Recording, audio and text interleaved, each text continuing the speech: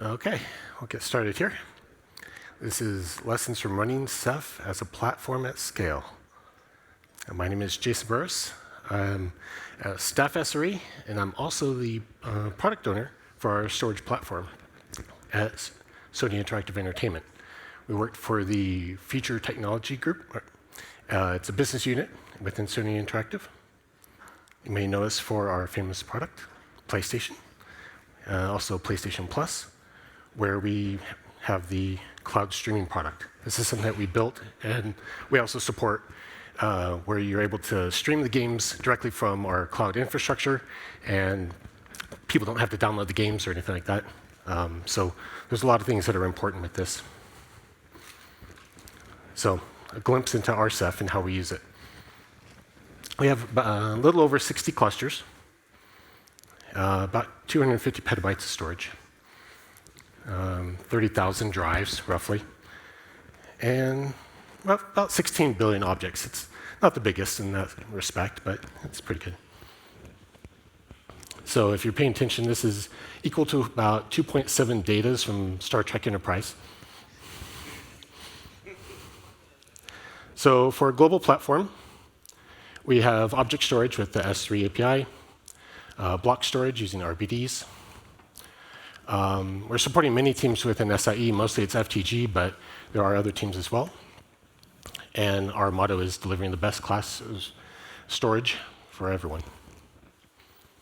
So, planning on getting there. How do we get there, right? When building a global storage platform, you don't just go poof, and you have everything that you wanted for every customer and everything all attached, right? You need to start somewhere.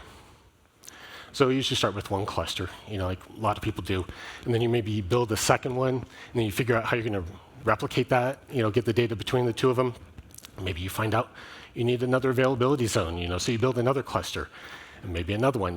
As you're kind of building this all out, then you realize that you need to interconnect those, and how do you, transfer the data between them? Depends on your company and everything.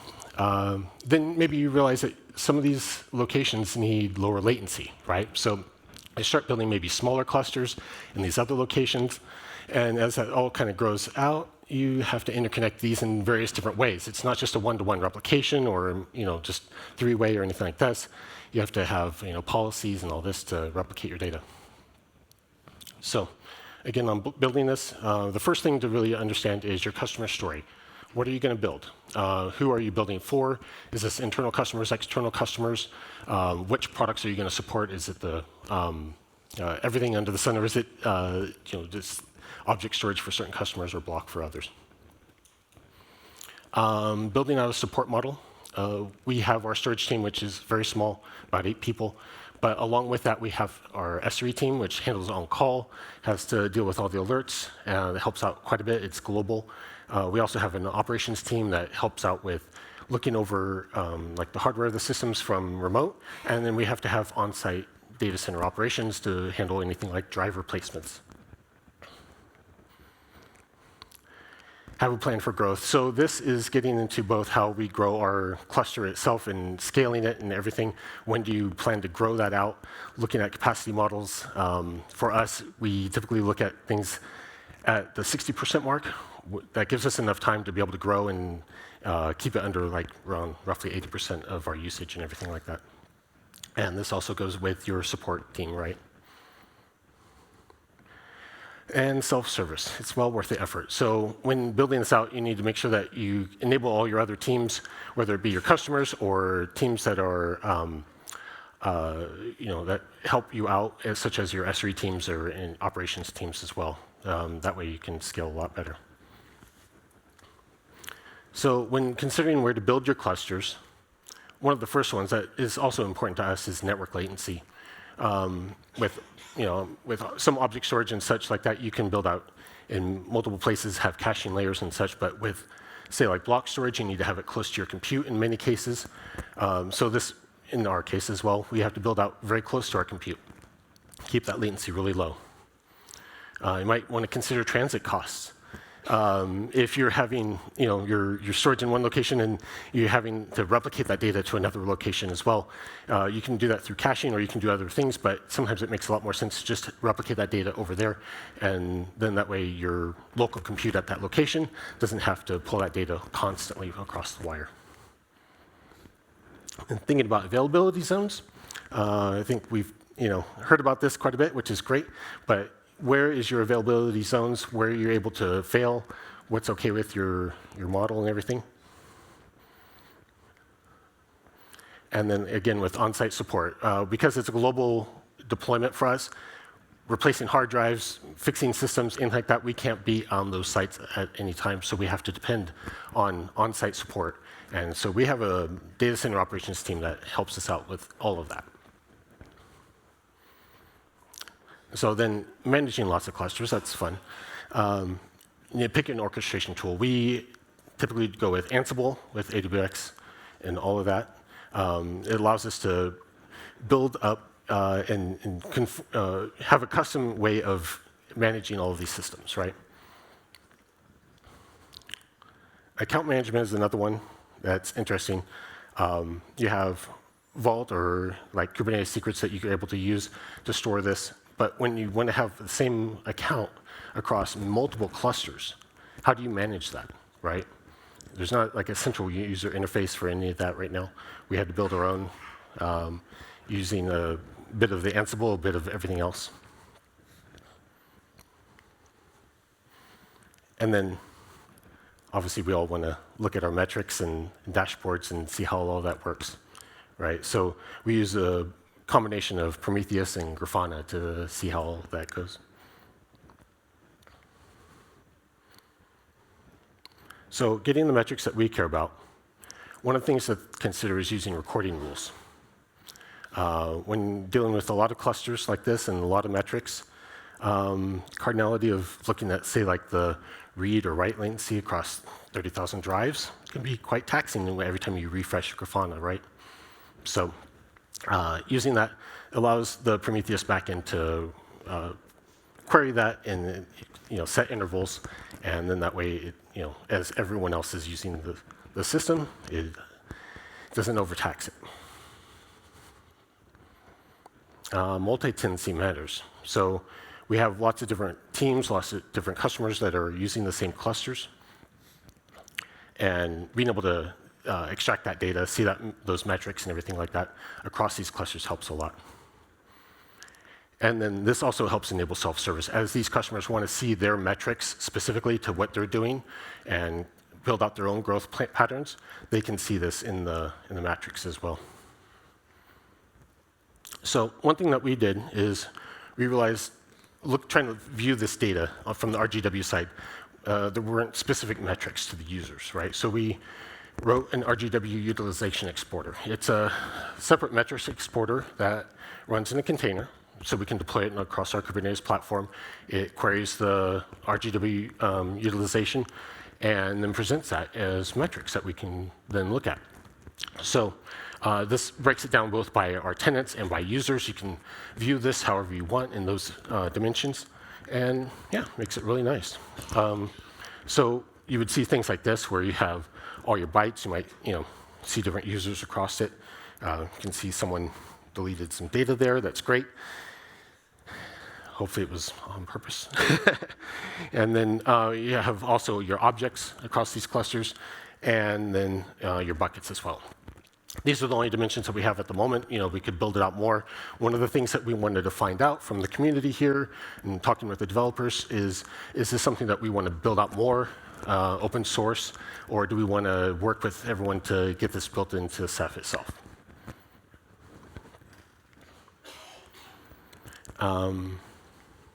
Yeah, so again, do we include these metrics in Ceph? Is that something that other people are interested in as well? Is it something that maybe you only want to turn on in certain use cases, right? Because you don't want to just generate metrics for the sake of it. But if this is something that's interested to other people, we can enable it and see. So what happens when Ceph goes wrong, and things are not happy? So alert warning, right? First thing, don't use the warn status as an alert. we found this out the hard way, right? We started doing this.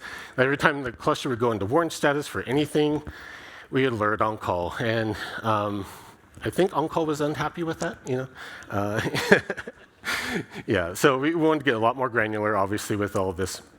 As we all know, that you can go to warn status for things that are just okay. We can get past it. It doesn't actually affect the customers. Try not to depend on something like this. We had an alert called OSD down. What happens, how often does that happen? When OSD goes down, reboot a host, a whole bunch of OSDs go down. Yeah, that might make on-call unhappy as well, right? And so SLOs are your friend. I'm not sure if everyone's familiar with that. Service level objectives, right? So this is really helpful for reducing the number of alerts for your cluster, right? And so if you work towards this and you build towards it, it'll make the number of alerts a lot lower and hopefully more actionable for your teams. Yeah, if you don't know what SLOs are, we've got 3 of us from the SRE department here, or talk to your other SREs. It's a great way to work for. Yeah, on-call will be happier with you if you do a few of these things. So you can see how SLOs work. So this is one example from a set of clusters. Object storage, as you can see, we are just looking at the error rate and the latency, right? These are the things that would affect a customer, how they would perceive the status of the cluster, right? So these are the things that we're trying to really focus in on here. And as you can see, something happened, right? It all dropped down. And maybe this is where our threshold is. So once it goes below that threshold, we want to alert and then actually do something about it at that point. If it doesn't, the cluster is serving at what we've agreed to, and it essentially isn't something that all of our teams need to, drop everything for, right? Making our on-call much happier, working on just things that they need to. All right, so enabling other teams. Utilizing effective dashboards, again, with SLOs, if they're just looking at that error rate and they're not looking at every single instance of every metric and everything, that makes it a lot easier for them. Again, also, if they're only looking, if it's a particular team, they can look at the data that's relevant to their team. Documentation. This is one I think that we can do better at it as ourselves. We document in a lot of ways where we assume that teams know what we're talking about, but maybe the documentation, again, you need to think about the user story, who's actually using your product, and maybe you need to write it in a certain way that is inclusive and bring, allows people to understand what you're doing with everything. Automation, this goes back to using Ansible for how we do it, but if you're automating a lot more of your actions, things that would happen outside of just how Ceph would take care of itself, it reduces a lot of the overhead and makes your team to be able to scale as well. So one of these is also with chat ops. This is another way to enable your teams. So we have something called a Ceph bot. And you can see it there. It's now under the GitHub path for Ceph. It's written by one of our engineers and maintained by SAE. So it's a chatbot for Slack, as you would expect. Enables many teams to see the clusters, right? So we may have people on our teams that we don't want to give local access to, SSH access or anything else. So it enables them to be able to have views into the cluster as well. It gives a real-time snapshot. Maybe there's an incident happening. You can pull up a thread in there and get the data and see what happened. And then the people that come on from a different shift can then see exactly what was going on at that time without having to grab it in different ways or look at logs or anything. And yeah, again, built and maintained by SIE. So I encourage you to go check it out and play with it and contribute. So then let's talk about when the drive fails. Again, we have lots of drives, right? As many people do. So looking at our percentage of drive failures, we usually are at 5% failed at any given time. So we have enough drives that we don't worry about it if the drive fails, right? That's about 1,500 drives out of that 30,000. allows us to not have to take action every time one single drive fails, enough capacity that if it does fail, that we can weather it and keep moving on. And then also work with our local teams as they replace those drives. And then remember, we talked about the OSD down alerts, right? That would exacerbate that. And then again, automate as possible, so as much as possible. So when that fails, we needed to enable our other teams to be able to replace these drives. So that way our small storage team didn't have to go out and do this every time and kick off several actions or anything like that, because the people on site might be in a different time zone and they may not line up with where we're at currently. So this is an example of how that works.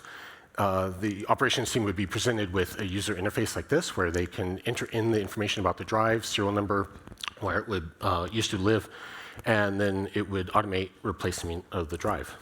Make it a lot easier for people. And then, as a team, we're zooming here, right? We're moving along. All right, one last thing I want to talk about for this, RBDs. All right, can I see a show of hands? How many people have RBDs on their cluster? All right, oh, good. Okay, keep them up if you have, let's say, 100 RBDs on one given cluster. Okay, all right, how about 1,000? 10,000? 100,000? Okay, more than 100,000? Oh, just me? Okay. All right, so yeah, we have lots of RBDs on our clusters. We had an engineer that wanted to get some basic information, just doing this. RBDLS, get the size of those RBDs. Seems pretty straightforward. Yeah, but as we can see here, it was taking quite a bit of time. Let's see if this works here. Oh, yeah, that works. So we had about, 750,000 there? And then it was taking a long time to get that listing, right? But then we had an idea that, what if we broke this up into namespaces for RBDs? And so you can see this, this is a basic test, just to see if it worked. But as we broke them up into namespaces, had less RBDs to look at in the LS, it increased the speed quite a bit, right? So when doing this set of commands, we noticed that the RBD directory object was quite large, right? This is what stores everything for the RBD LS and when you're listing all those objects. So it makes sense, right? Using namespaces worked for us, and it kind of brings the point of, do we do this by tenant or by hashing across all of the RBDs that we might have, just to separate them out? We do not recommend doing like one namespace per RBD or something to that effect. I'm sure that there's a limit there that we haven't reached as well. Okay, so then what did we learn from all this? Build your offerings with purpose. Whatever you're going to build for your customers and how you're going to do that, think about it. Build them up to maturity. Make sure that they're all supportable and everything like that well before bringing on the next products. Embrace multi-tenancy and know where the extra effort is needed. So we've done some of that, like I said, with the metrics and other things with automation, but there's still more to do in that area. Plan for failures. Failures are going to happen. We know that. Be ready for it. And obviously, Ceph is very resilient, but things can happen outside of that, right? Obviously, your whole network could go down in the data center and you have to fail over to another availability zone. And then, yeah, enable everyone. Yeah, and together we can help give users exactly what they want. All the storage for everyone, right? Okay, I do want to thank these other people. They either contributed code, found the problems, maybe just submitted a couple of really cool graphics for this, but yeah, they all helped out quite a bit. And that's it. Thank you.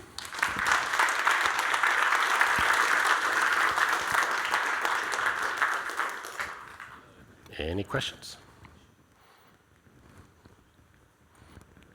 Go ahead. So you mentioned that you manage over 60 Ceph clusters. We manage much smaller numbers. We find we have consistency issues with Ceph configuration. Yeah. People get on, they do the right thing, they change a config on the cluster, they might miss others, from birds. Very good. Do you have similar problems? Yes, we do. Yeah. So one of the things that we started to do is we actually extrapolate all that into a Ceph repo, into a repo in Git, right? And then from there, we list out the basic configurations that we want to push out, and then that can be then pushed through, again, through our Ansible and all that stuff, to all these other clusters. And so it's not full featured where you have every single option available. But yeah, it's the same thing with user accounts. We have the same way where you define it in YAML and then you push out across all the different clusters, and it'll create those accounts for you. That way, it also gives us a way to review all that without having to go query all the clusters as well, right? Yep. Good. I was just wondering if you can elaborate a little bit on enable everyone. Bring people up to speed. Yeah, yeah. It's using the automation tools like we're in that, using the Ceph bot type of things.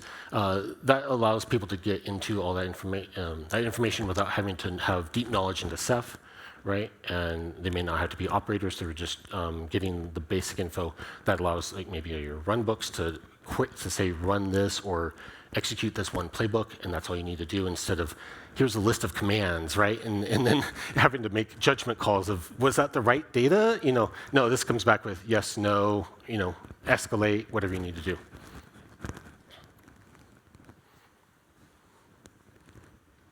Oh, go ahead.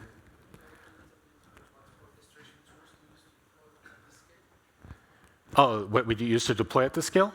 Again, right now we're using Ansible for all of that. So basically, we have playbooks that will go out. You deploys all the information for that particular cluster. And then, yeah, it's pretty solid in how it works now. But we've been using that since, I don't know, version 12. So it's been quite a while. It's had a lot of time to work through it. In the back. We don't have a problem with failed disks. We have a problem with failing disks. Whether it's slow in the range or just the slowest ones. Do you have any tooling for that? No, not right this moment. Yeah, but yeah, looking at like pre-failing disks. If you expect that it's going to fail, that's one of the things that we were looking at a little bit more. In the recent years, is that maybe you just want to keep that performance high, right? And yeah, having this automation and these tools helps enable us to do that without it being so much work for us at the time too.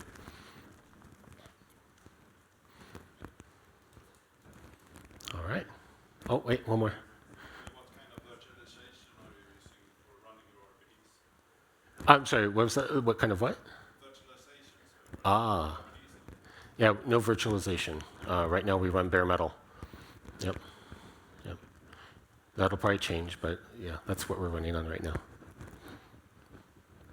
Yeah, go ahead. Orient again about Ansible. So there's no Ceph ADM, No. containerization thing. Not at this time, yeah.